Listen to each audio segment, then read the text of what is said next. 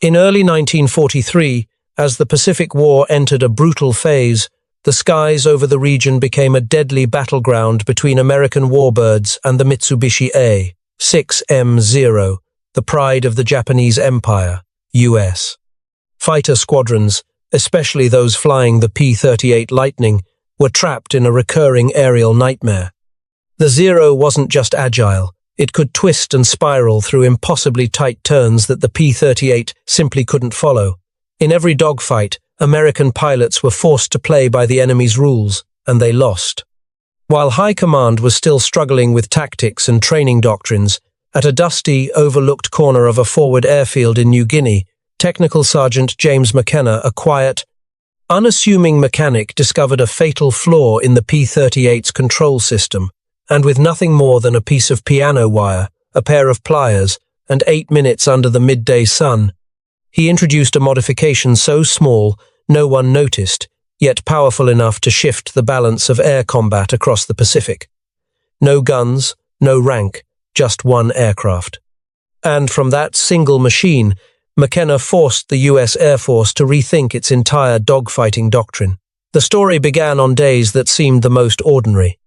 At a forward base, tucked deep in the humid jungles of New Guinea, James McKenna, like so many other mechanics stationed there, quietly carried out the tasks assigned to him, maintaining, inspecting, and keeping the P-38 Lightning fighters in combat-ready condition.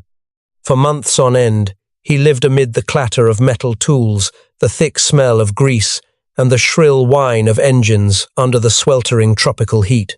No one understood the P-38 better than McKenna, from the roar of its twin engines to the slight, almost imperceptible twitch in the yoke when the control cables had just a fraction of slack. With the ears and instinct of someone who listened to the aircraft rather than merely looked at it, McKenna gradually noticed something odd, a small but suspicious quirk in the control system. Technically, it was within acceptable standards, but on the battlefield, he realized that one minor detail could mean the difference between a life-saving roll and being shot out of the sky. At first, no one thought anything was wrong. The maintenance reports were clean, the aircraft specs fell within tolerance, and the P-38 seconds kept flying, some returning, some not. But for McKenna, who had lived side by side with the Lightning day in and day out, the truth didn't lie in the paperwork.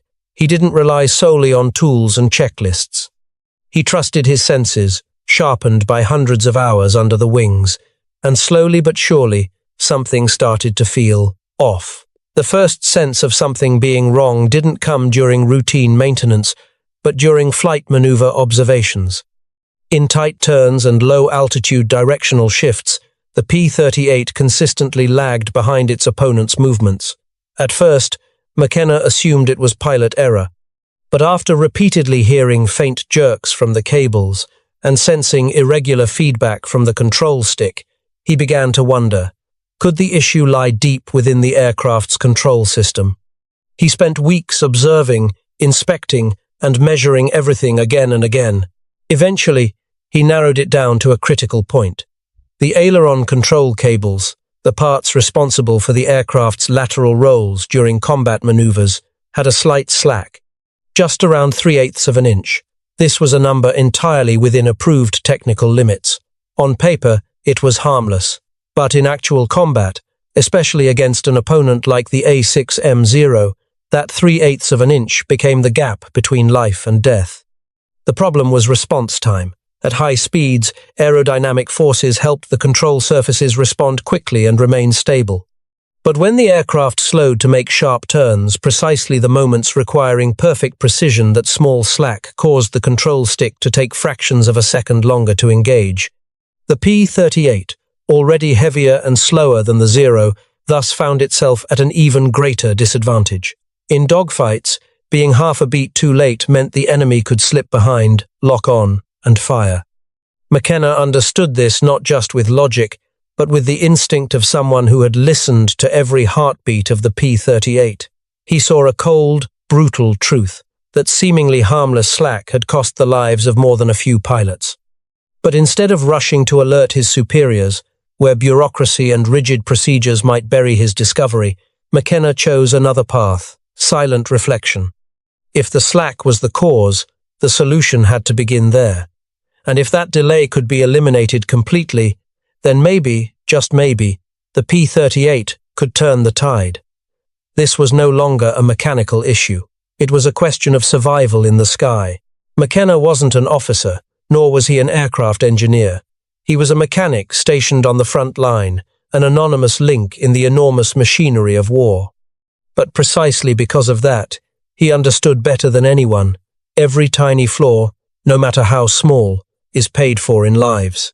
And that price was being paid daily in the skies, with the wreckage of P-38 seconds burning in the jungle and pilots who never returned.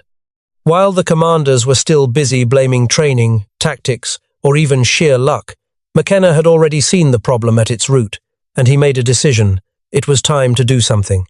He could no longer wait for another technical report to be ignored, or another endless investigation that led nowhere. On the night of the 16th of August 1943, in a small storage corner behind the maintenance shop, McKenna found something strangely simple, a 6-inch length of piano wire, the kind that looked like it belonged in an old, broken instrument. But in his hands, it wasn't just wire. It was the seed of a strategic transformation.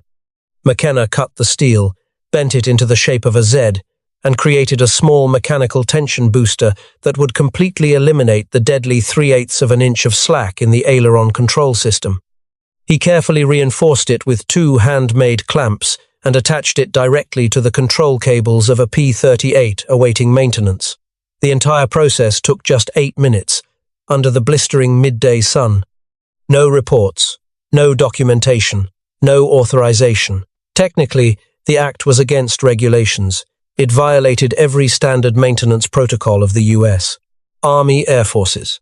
If discovered, McKenna could have been suspended or even severely disciplined. But to him, the risk on paper meant nothing compared to the wreckage scattered across battlefields.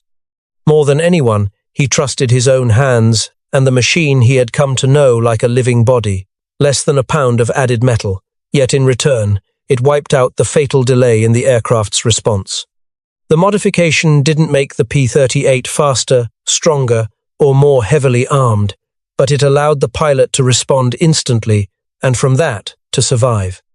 No one knew it at the time, but in those quiet 8 minutes, James McKenna had begun rewriting a chapter in the United States Air Force's dogfighting doctrine. Morning of the 17th of August, 1943. As sunlight crept over the eastern ridge, a P-38 Lightning, with tail number 213, began to roll across the dusty red runway of the New Guinea base. Its engines thundered as always. Its fuselage bore the same worn paint as dozens of others parked nearby. But only James McKenna knew that inside it, something had changed, something measured down to the millimeter. The hand-shaped booster, crafted from an old piece of piano wire, had been installed into the aileron control cables just hours earlier. No records, no official orders. No approval from any commanding officer.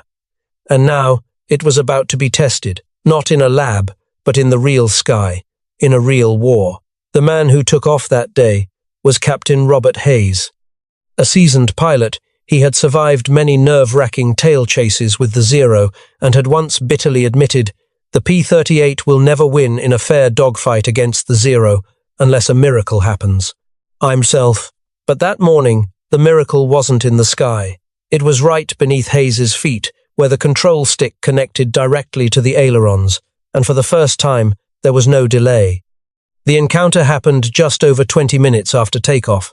A squadron of Zero fighters suddenly appeared from the northwest, striking the P-38 formation from the direction of the sun. It was a familiar setup, one that usually spelled trouble for the Americans. But this time, Hayes didn't run, didn't climb to break away.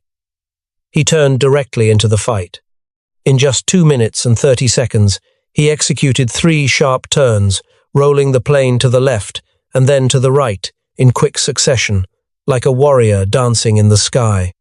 Each roll was fast, decisive, and responded instantly like part of his own body. The lag, that once proved deadly for so many pilots, was gone. And in those 3 quick moves, 3 Zero fighters were taken down with chilling precision. The dogfight ended so quickly that ground control thought Hayes had broken off early. But when the P-38 returned and landed at base, the first thing he did wasn't to report his kills. He jumped out of the cockpit, took off his gloves, and ran straight toward the maintenance crew. His voice was still unsteady. "This plane. It's become a completely different beast. However I turn it, it responds exactly. No more delay or sluggishness like before. I can snap roll in a heartbeat, and the enemy can't react." The rumor spread quickly. Pilots, just back from combat, began gathering around the aircraft. They couldn't believe their eyes. A P-38, once notorious for being heavy and sluggish in close-range combat, could now roll like a modified Zero. One pilot tapped gently on the wing. Another opened the cockpit to see if anything had changed in the engine or weapons systems, but nothing was different, at least not on the outside. Meanwhile, McKenna stood quietly at the edge of the tarmac, saying nothing. He knew exactly what had just happened and what was about to follow.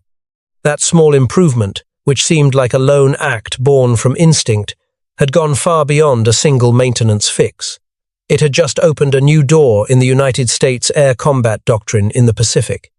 The rumor started like a faint trail of smoke, slipping between short conversations on the flight line. But within just a few days, it spread like wildfire. People whispered about a P-38 that turned like a Zero. A returning pilot claimed he'd pulled off maneuvers he himself didn't think were possible. And then, the name James McKenna began to surface now and then during break-time conversations as a mysterious technician who had done something no one quite understood, but everyone wanted. Pilots began approaching McKenna. At first, it was just a few, the ones who had witnessed Hayes' performance with their own eyes. But soon, there were more, young pilots who had narrowly escaped death because of the invisible lag in the control system, veterans who knew all too well the limits of the P-38, and even squadron leaders known for their rigid conservatism. All of them, without needing to consult each other, came to the same conclusion. If McKenna could install a piece of wire that might give them one more day of survival in the skies over the Pacific, then procedures and regulations no longer mattered. Initially, many maintenance crews hesitated. After all, installing a component not listed in the official technical manual, not approved by the manufacturer, was a direct violation of protocol and could lead to disciplinary action. But then they began asking themselves the hard question: what's the real mistake here?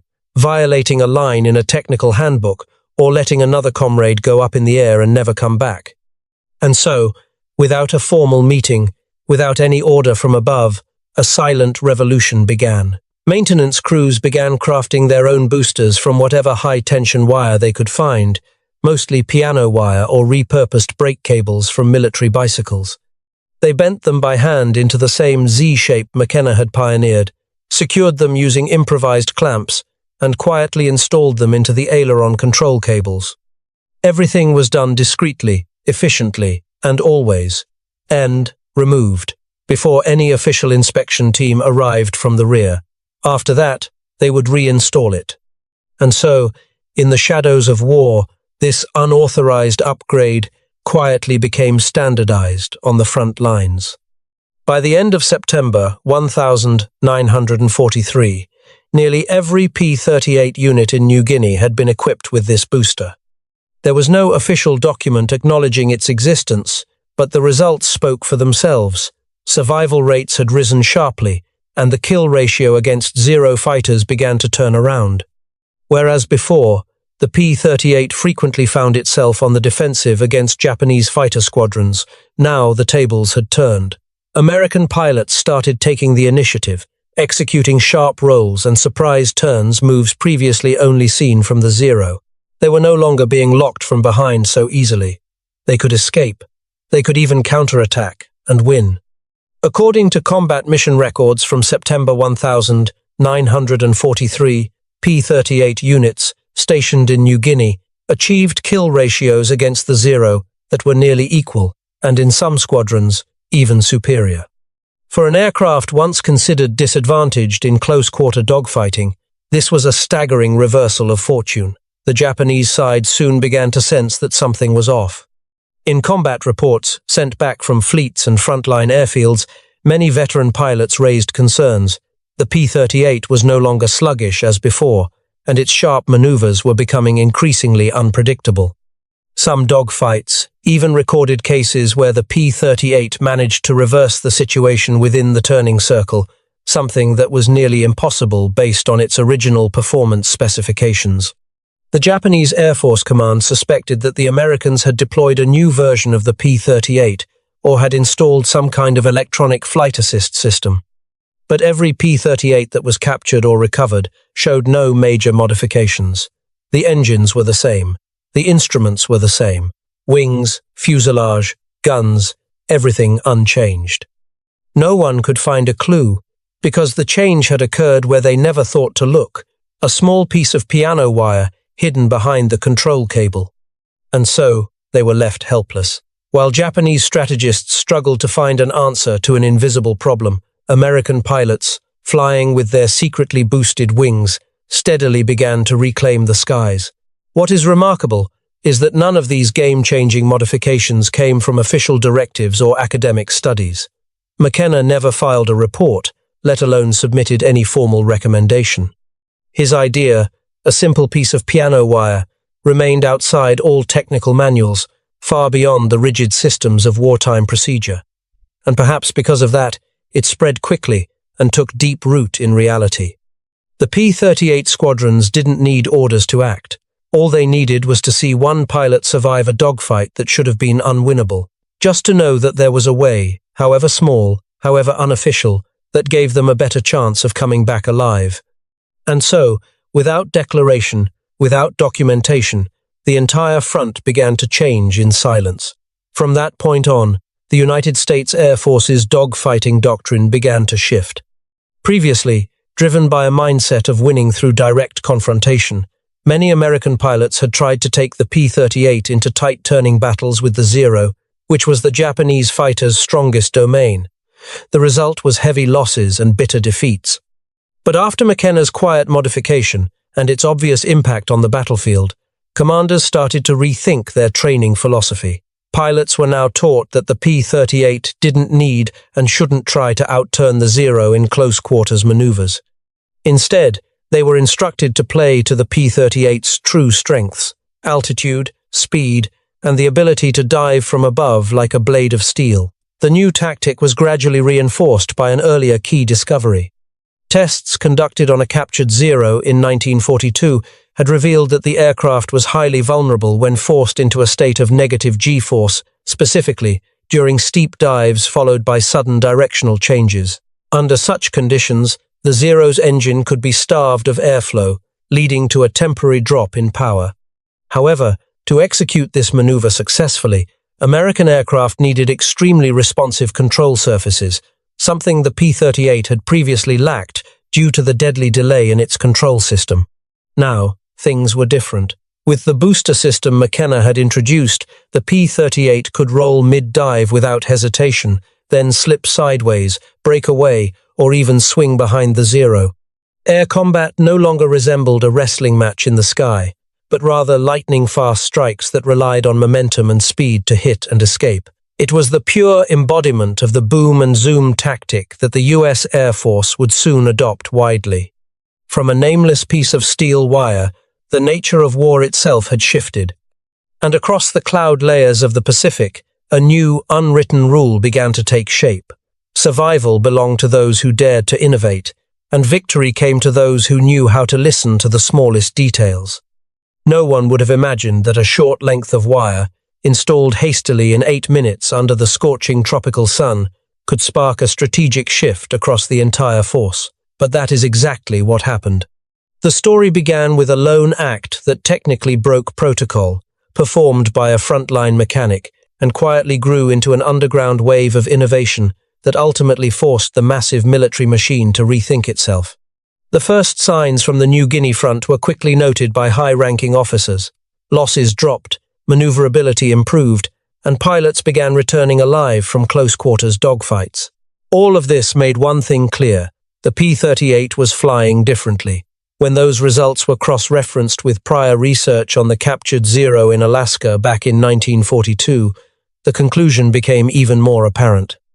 Victory would not come from trying to beat the Zero at its own game, but by avoiding what it did best and striking where it was weakest. And so, the boom and zoom doctrine was formally born. US. Air Force commanders began training their pilots with a completely new mindset: avoid prolonged engagements, never get drawn into turning battles, and instead make full use of altitude and speed advantages. P-38 pilots were instructed to choose their dive angles, fire when they had the upper hand, and then break away sideways or pull up vertically before the enemy could react. It was more than just a tactic. It was a philosophy of survival in the sky. The impact of this change was almost immediate. By the end of 1943, the balance of air superiority over the Pacific had begun to clearly shift in favor of the Allies. P-38 squadrons, once dismissed as heavy and sluggish, were now matching and, in some regions, even surpassing the Zero in aerial combat. New fighter models like the Navy's F-6F Hellcat and F-4U Corsair, developed with the same never play by the enemy's rules philosophy, further reinforced this growing dominance. From Guadalcanal and the Coral Sea to the Solomon Islands and the Philippines campaign, the skies over the Pacific began to change. The A6M Zero, once an untouchable symbol of air supremacy, started to lose ground. It was flanked, outmaneuvered, and ultimately dethroned. Amidst all the combat reports, victory statistics, and the accolades awarded to generals, one name went unmentioned: James McKenna. There were no medals presented, no ceremonies held. After the war, he returned to civilian life in silence, just as he had once quietly helped save countless lives on the front lines. Official technical records noted that Lockheed later redesigned the control system to improve cable tension, but nowhere did it mention that the first person to see the problem was a staff sergeant with a piece of piano wire in his hand. Perhaps even he never realized he had rewritten a piece of history. But in the world of war, where everything is decided in split seconds, in each roll of the aircraft, in the smallest of actions, it is often the unnamed individuals who carry the weight of a turning point. And so, McKenna didn't need to be written into the history books. The sky had already done that for him through the survival of pilots he never met, but quietly helped bring home.